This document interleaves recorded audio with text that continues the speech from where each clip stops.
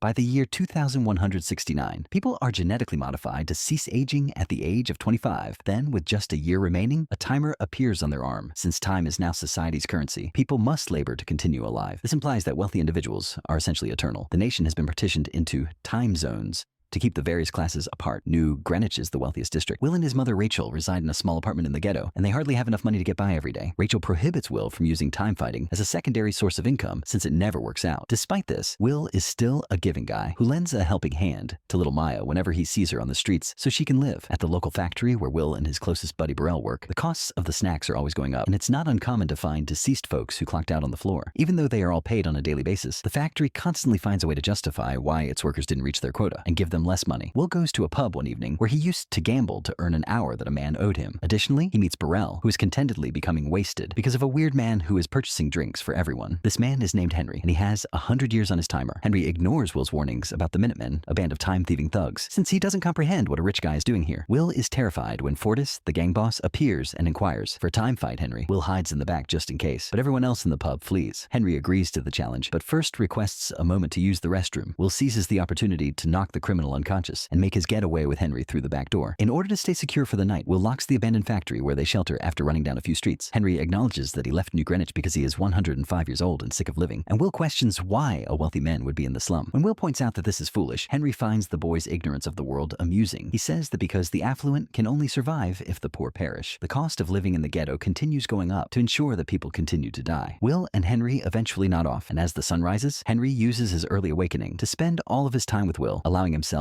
only 5 minutes. Shortly later, Will awakens to the words, "Don't waste my time," written on the glass. He notices Henry seated on the bridge just before moments when he glances out. Will walks to the bridge to confirm Henry's death before fleeing, not realizing there are surveillance cameras nearby. Shortly after, Henry visits Burrell's home and runs into Greta, Burrell's wife, and their newborn. In a private conversation, Henry gives Burrell a 10-year present, matching the 10 years they had known one another. Henry walks to the bus station in the evening to wait for his mother, but she never shows up. Rachel just has an hour and a half left, and because the bus cost increased in the afternoon, she's now unable to pay for it. The trek takes 2 hours to go home, therefore Rachel needs to hurry in order to see her kid one more. Will also begins to run after realizing what is happening. Rachel passes out in Will's arms after the mother and son crash into one another in the middle of the road, but sadly, it's too late. Henry's body is discovered in the river by the timekeepers police unit the next morning. Agent Leon instructs his troops to review the security tape, because he is certain that he has been murdered for his time. The camera's position prevents them from seeing the corpse falling, but they can make out Will's face and believe he's behind Henry's death. Will, meantime, intends to get revenge for the death of his mother. Pretending to be a wealthy man who got lost, he takes a limo and forces the driver to take him to New Greenwich, which entails paying a hefty toll each time he crosses a border. Socialite Sylvia notices him as he arrives in the city and checks into a fancy hotel. Sylvia observes Will from a distance while he eats after taking a nap. Although the waitress is aware that Wood is not from this area, she treats him well since he gives her a big tip. She also notes that if Will plans to visit the casino, he would need superior attire. The algorithm interprets Will's rapid time zone changes as suspicious, which enables the timekeepers to determine his present location. Leon also acknowledges that he had previously pursued Will's father. Will purchases a formal suit in the evening and visits the casino, where they request a 1-year voluntary donation, as he is not a member. Will enters the poker table and meets Mr. Weis, a time-loaning entrepreneur who isn't afraid to place large bets. Weiss's daughter Sylvia also attends the supper, but only to observe, and Will risks everything and bets all he has while watching her. Will wins the game, impresses Weiss, and gets invited to his next party. Thus, this ends up being worthwhile. Will purchases an expensive automobile the following day and takes it to Weiss's celebration. Sylvia asks Will to dance since she is so interested in him, and says she can tell he's most likely from the ghetto. She acknowledges that because she is constantly surrounded by her father's guards and lacks true independence, she occasionally envies individuals from the ghetto and wishes she could do something worthless or stupid. It should be considered unwise when Will pulls her to the beach behind the house so they can go skinny dipping. After first being apprehensive, Sylvia eventually joins him in the water, and they talk about the potential for more stupid things. Sylvia hides with Will in a cave as people start searching for her, pleading with him to return before they run into trouble. To escape suspicion, the two enter the home again through separate entrances. Will is invited to play poker by Weiss, but they are abruptly stopped by the timekeepers, who discovered Will's whereabouts by tracking down the person who bought his car. When Will reveals that Henry intentionally timed out, they don't believe him and take up much of his time, leaving him with just 2 hours for booking and processing. Will uses the distraction created by Weiss and Sylvia visiting to see how things are going to beat up the timekeepers and sees a pistol before fleeing. He takes Sylvia prisoner with the revolver, and they flee through the back door to Will's car. Will reacts by driving backwards as Leon starts following him throughout the city and even hits his car from behind. Will escapes when he dodges a vehicle at the last second, but Leon doesn't react quickly enough and collides with it. Will requests some time from Sylvia as they travel to the ghetto, but she declines to assist him. The automobile crashes when they get to the bridge because Will is distracted by the surveillance cameras and fails to see the spike strip on the ground. Will and Sylvia both pass out, and a few minutes later, they are discovered by Sylvia's time is promptly stolen by Fortis and his crew. Sylvia has just 30 minutes left as the criminals flee as the timekeeper's sirens are heard approaching. When they awaken, Sylvia asks Will for assistance because she is terrified of the little amount of time she has left. Will thinks it's funny that even though she now supports sharing, he still assists her before they go out. The timekeepers come to check the automobile after they leave, but Leon must first request his daily salary because he never keeps more time on hand than is required. Observing the circumstances, since Leon is certain that Will get in touch with them first, he chooses to stop pursuing him. Greta delivers the awful news to Will when he visits Burrell to seek assistance. Burrell died from excessive drinking when 9 years were still on his timer. Will brings Sylvia to the pawn store after noticing her expensive earrings as she begins to panic out once more. When the owner realizes how precious the rings are, he decides to make an exception to his plan to close. Additionally, he observes their extreme time constraints and only gives them 2 days, which they must accept in order to survive. Then, in order to speak with Leon, Will forces Sylvia to dial her home phone when they arrive at a payphone. Will requests that the timelines in the ghetto be given 1,000 years as a ransom. Leon tells Will that he's starting to resemble his father too much and that the guy wasn't killed in a time battle as Will believes. Rather, he was engaged in a riskier activity. Leon informs Sylvia's parents of the ransom when Will hangs up on him, but Weis is reluctant to divulge even what is essentially spare coin to him. Sylvia gets dressed after Will brings her to his place, so she may spend the night there, Rachel's old clothing. When Sylvia inquires about Will's father, Will responds that his father was a skilled time fighter who taught him several tips.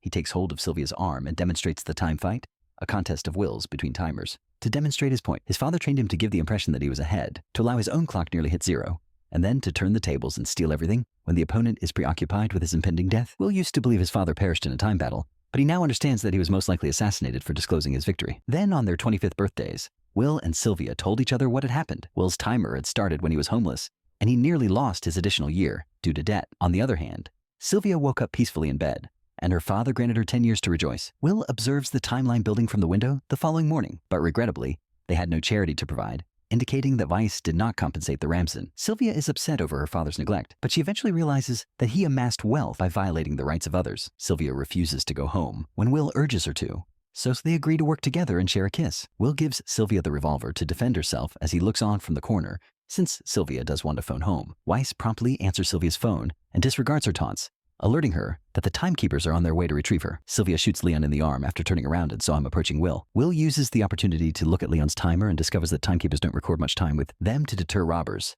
which leads Will to allow Leon some time so that his colleagues can come to his aid. Everyone shouts at Leon for failing to defend the tiny people as he starts to leave town, as Will and Sylvia flee in Leon's vehicle. Fortunately, his fellow keeper comes to his aid before violence breaks out. Will has an idea when Sylvia later points out that they can't continue to drive in a police car. The affluent woman has just 1 day left before they take her time and her jewelry when he poses as a timekeeper to halt another automobile along the road, fleeing in her vehicle. When they get enough out of town, they pull over to watch the news and learn that they are now sought. Sylvia is told to return by Will once more, but she declines as this is a far more satisfying activity. Weis is deceiving his investors by claiming that everything is under control. In the meanwhile, Leon arrives to let him know that this is no longer a kidnapping, and that Sylvia is now being pursued like a criminal. Weis attempts to persuade Leon to reconsider, but Leon declines and warns him that if Sylvia contacts him, he should inform the keepers. If he doesn't, he will be jailed as an accomplice. Will is later questioned by Sylvia on whether he would actually give up time if he had it. She devises a strategy once Will affirms that he would. The two then proceed to steal as many time capsules as they can by smashing a Weis money truck into a time bank. The ghetto residents are free to take the leftover pills. Nothing remains when the timekeepers get there. In the evening, Greta discovers a time capsule in her laundry that Will put there as an expression of regret. Will also pay Maya a visit. He also makes time for her, even if she is sleeping on the streets. The remaining time they pilfered is added to the timeline, so the clerk can distribute it to others in need. Leon believes Will is harming the same people he is attempting to assist when he observes time that shouldn't be there at the timekeeper's office. Fortis tries to rob a man the following morning, but the victim is able to defend himself as he purchased a rifle. As soon as the victim turns around, Fortis shoots him despite his pretended release. Fortis looks at the man's timer. He's surprised to learn how much time he squandered. Will and Sylvia start stealing time banks everywhere they go, and the news reports on their exploits. Although his wife points out that Weis nearly murdered his daughter by choking her first, Weis questions whether his daughter was attempting to kill him. After a week, Leon and his men locate Will's flat and prepare to make an arrest. But as soon as Will hears the radio chatter outside the window, he and Sylvia flee. running into another apartment and jumping through a window at the rear of the building without getting wounded because of a safe landing on a vehicle. After copying them, Leon begins pursuing them around the town. When Will and Sylvia lead the pursuit to the rooftops, Leon shoots them. After Will's unsuccessful attempt at retaliation, he and Sylvia exit the rooftops and board the bus. The driver contemplates turning them over to the police, but Will buys him silence, allowing them to abandon Leon. Will and Sylvia check in at a hotel a few hours later, paying more to guarantee all the rooms and for the receptionist to keep it a secret. A new customer is informed that the hotel is completely booked when he arrives. However, he is able to get a glimpse of Will and Sylvia heading upstairs. Later, in order to get information on Will and Sylvia, Fortis and his men start frightening individuals on the street. People first keep quiet in order to save their savers, but Fortis later murders a guy to demonstrate his seriousness. This prompts the hotel employee to reveal what he witnessed. At the motel, Will and Sylvia hear that the prize for their heads is 10 years, which they feel quite insulting. Fortis and his men suddenly storm into the room and threaten the couple with guns. Fortis clarifies that he must now restore order after the timekeepers abandoned him due to his theft from his own people. He dares Will to a time fight and says he dislikes murdering people in cold blood. When Henry starts to glance at his timer, Will starts using the tactic his father taught him to take up all of his time. Will seizes the opportunity to shoot all of the guards as they approach in disbelief before permanently putting Fortis on timeout. Will and Sylvia had already left by the time the timekeepers get at the motel. After a few hours, Will observes that in order to compensate for the additional time spent on the streets, prices and lending rates are being increased more quickly. It would take 1,000,000 years for them to even make a dent, so their tiny robberies aren't having any effect. Thankfully, Sylvia is aware of where to locate this quantity. Weiss worries about the issue and arrives at work the following day with more protection than normal. When the guards notice a threat, they abruptly turn around. But it's merely Sylvia declaring her desire to surrender. Weiss is prepared to take her back since he believes in her. Thus, this diversion enables Will to steal him from behind and take him prisoner. After that, Will and Sylvia bring Weiss to his office so they may force him to unlock the safe containing a 1,000,000-year-old capsule. Will explains that's precisely what he wants to happen. When Weiss points out that giving a year to 1,000,000 individuals simply makes their suffering worse, and that flooding the wrong zone with 1,000,000 years may destroy the system. After locking Weiss in his own office, Will and Sylvia make their getaway.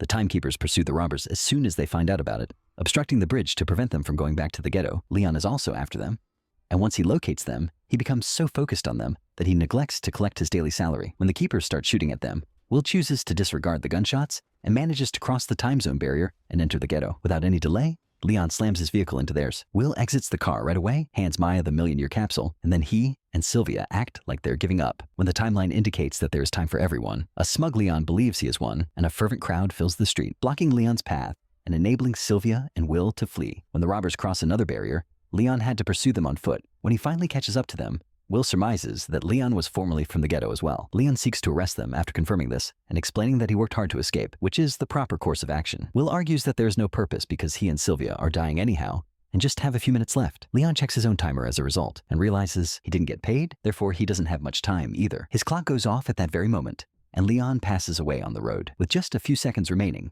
Will and Sylvia bid each other farewell with a kiss. Will, however, rushes to Leon's car to grab some for himself after realizing the keepers have time in their cars. Sylvia worries that she won't make it since she isn't as quick as he is, but Will rushes back to her and they meet halfway, giving them time to spend together before death gets them. Now, when he is back at the firm, Weiss has given up and informs his staff that there is nothing more to accomplish. People have taken to the streets, as shown in newscasts around the country. People are moving across the zones to get to New Greenwich while the plants remain idle. Although officials claim that everything is under control, everyone is aware that the system is about to fail. The workers at the timekeeper's office decide to go for home as they are at a loss for what to do. Undiscovered, Will and Sylvia begin targeting larger banks in an effort to prevent the return of the previous system.